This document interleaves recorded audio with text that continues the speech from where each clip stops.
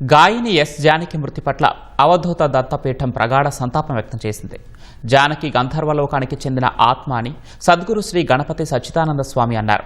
ఆమెకు ఉత్తమ గతి కలగాలని దత్తాత్రేయ స్వామిని ప్రార్థిస్తున్నట్లు తెలిపారు. జానకి గణపతి సచ్చిదానంద స్వామీజీ పట్ల అపార భక్తి శ్రద్ధలు కలిగి ఉండేవారు.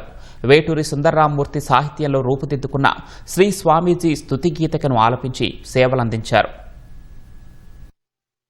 అన్ని పాటలు, ఎన్నో వేల కొద్ది లక్షల కొద్ది పాటలు పాడినటువంటి జానకి అమ్మ కొనా మూమెంట్లో మైసూర్కి వచ్చి సెటిల్ అయిపోయారు. పాపం అప్పుడప్పుడు ఆశ్రమానికి వచ్చి నేను దొరక్కపోని స్వామీజీ చూడని మాట్లాడకపోని ఒక ప్రదక్షిణ చేసుకొని సుఖవనాన్ని చూసుకుంటూ హనుమంతుడిని చూసుకుంటూ వెళ్లేది. స్వామీజీని గురించి కూడా కొన్ని పాటలు వేటూరి గారు రాసినటువంటి పాటలు పాడారు. ఇప్పటికీ ఆ పాటలు జనజనితం అయిపోయింది. మా దత్తభక్తుల్లో ఆ పాటలు వింటూ ఉంటారు. ఆ పాటల సందర్భంలో బాలసుబ్రహ్మణ్యం గారు కూడా పాడారు, బాలమురళీకృష్ణ గారు కూడా పాడారు. వీళ్ళందరూ కూడా దత్తలోకానికి, గంధర్వలోకానికి చేరారు.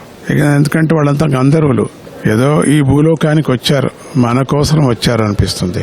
అటువంటి జానకి అమ్మకు మనశ్శాంతి కలగని, చుట్టూ ఉండేటువంటి బంధు బాంధవులు, స్నేహితులకంతా దుఃఖము భరించేటువంటి శక్తి వాళ్లకు కలగని అని అంటూ, అటువంటి కోకిల రత్నాలు ఇంకా మనకు పుట్టాలా, మళ్ళీ పుట్టాలా అని వేడుకుంటూ జై గురుదత్త.